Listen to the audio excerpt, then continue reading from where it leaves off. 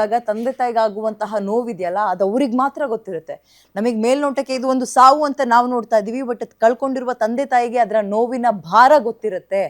ಮುಂದಿನ ಸುದ್ದಿ ನೋಡ್ತಾ ಇರೋಣ. ನಾವು ಚಿಕ್ಕಬಳ್ಳಾಪುರದಲ್ಲಿ ಇಬ್ರು ಸಾವನ್ನಪ್ಪಿರುವಂಥದ್ದು, ಒಬ್ಬರ ಮೃತದೇಹ ಹೋಗ್ತಾ ಇರೋದನ್ನ ಗಮನಿಸಿದ್ವಿ. ಬೆಂಗಳೂರು ನೋಡಿದ್ವಿ. ಈಗ ನೆಕ್ಸ್ಟ್ ಕಾಲ್ ತುಳಿತಕ್ಕೆ ಕೋಲಾರದ ಇಂಜಿನಿಯರ್ ಒಬ್ರು ಸಾವನ್ನಪ್ಪಿದ್ದಾರೆ. ಕೋಲಾರದಲ್ಲಿ ಅಂದ್ರೆ ಕೋಲಾರದ 24 ವರ್ಷದ ಸಹನ ಮೃತಪಟ್ಟಿರುವ ಯುವತಿ. KGF ತಾಲೂಕಿನ ಬಡಮಾಕನಹಳ್ಳಿಯ ಸಹನ ಎಂಜಿನಿಯರಿಂಗ್ ಅಂದ್ರೆ ಕೆಲಸ ಮಾಡ್ಕೊಂಡಿದ್ರು, ಟೆಕ್ಕಿ ಆಗಿದ್ರು. ಮಗಳನ್ನ ಕಳ್ಕೊಂಡಿರೋ ಪೋಷಕರ ಆಕ್ರಂದನ ಕಂಟ್ರೋಲ್ ಮಾಡಕ್ಕಾಗ್ತಾ ಇಲ್ಲ. ಇತ್ತೀಚೆಗಷ್ಟೇ ಓದು ಮುಗಿಸಿದ್ರು ಸಹನ.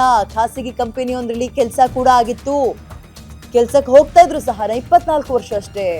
ಮಗಳ ಮೇಲೆ ಪೋಷಕರು 106 ಕನಸನ್ನ ಇಟ್ಕೊಂಡಿದ್ರು. ಎಲ್ಲ ನುಚ್ಚು ನೂರಾಗಿದೆ.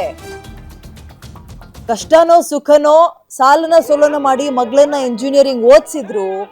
ಮಗಳಿಗೆ ಇತ್ತೀಚೆಗೆ ತಾನೇ ಒಂದು ಪ್ಲೇಸ್ಮೆಂಟ್ ಆಗಿತ್ತು ಒಂದು ಪ್ರೈವೇಟ್ ಕಂಪನಿಯಲ್ಲಿ ಕೆಲಸ ಮಾಡ್ಕೊಂಡಿದ್ಲು. ಅದೊಂದು ಫ್ಯಾನ್ ಕ್ರೇಜ್ ಹಾಗೆ ಅಲ್ವಾ RCB ಬಗ್ಗೆ ಇರೋದು. ಪ್ಲೇಯರ್ಸೇ ಬರ್ತಾರೆ ಅಂದಾಗ ಕಂಟ್ರೋಲಿಗೆ ಸಿಕ್ಕಿಲ್ಲ. ಹೋಗೋಣ ನಾನು ನೋಡೋಣ ಅಂತ ಹೋಗಿದ್ದಾರೆ ಫ್ರೆಂಡ್ಸ್ ಜೊತೆ. ಬಟ್ ಅಲ್ಲಾದಂತಹ ತಳ್ಳಾಟ, ನೂಕಾಟ, ಕಾಲ್ ತುಳಿತ ಇದರಲ್ಲಿ ಸಹನ ಕೂಡ ಸಾವನ್ನಪ್ಪಿದ್ದಾರೆ. ಈಗ ತಂದೆ ತಾಯಿಗೆ ಉತ್ತರ ಕೊಡೋದು ಯಾರು? ಮಗಳನ್ನ ಮದುವೆ ಮಾಡ್ಕೊಡ್ತೀವಿ ನಾವು, ಅವಳೊಂದು ಹಂತದಲ್ಲಿ ನಿಂತಿದ್ದಾಳೆ, ಅವಳ ಕಾಲ ಮೇಲೆ ಅವಳು ನಿಂತ್ಕೊಂಡಿದ್ದಾಳೆ, ತಿಂಗ್ಳಿಗೆ ಲಕ್ಷಾಂತರ ರೂಪಾಯಿ ಸಂಬಳ ತಗೊಳ್ತಾ ಇದ್ದಾಳೆ, ನನ್ನ ಮಗಳು ಜೀವನ ನೆರಪಾಯ್ತಪ್ಪ, ಮದುವೆ ಮಾಡ್ಕೊಡೋಣ, ಈಗ ಅಲ್ಲಿಗೆ ಕನ್ಯಾದಾನ ಮಾಡೋಣ ಅಂತ ಬಹಳಷ್ಟು 106 ಕನಸನ್ನ ಕಂಡಿರ್ತಾರೆ ಆಕೆಯ ತಂದೆ ತಾಯಿ. ಬಟ್ ಈಗ ಕನ್ಯಾದಾನದ ಬದಲಿಗೆ ಆಕೆಯ ಅಂತ್ಯ ಸಂಸ್ಕಾರ ಮಾಡುವ ದಿನಗಳನ್ನ ಅಥವಾ ಕ್ಷಣಗಳನ್ನ ಅವರು ಕಣ್ಮುಂದೆ ತಂದ್ಕೊಂಡಿದ್ದಾರೆ. ಯಾರದ್ದೋ ತಪ್ಪಿಗೆ ನನ್ನ ಮಗಳು ಬಲಿಯಾದ್ಲಲ್ಲ ಅನ್ನುವ ಸಂಕಟ, ರೋಷ, ವೇಷ, ಮಗಳು ನಿಲ್ವಲ್ಲ ಅನ್ನುವಂತಹ ನೋವು ಎಲ್ಲವೂ ಕೂಡ ಅವರ ತಂದೆ ತಾಯಿಯಲ್ಲಿರುತ್ತೆ.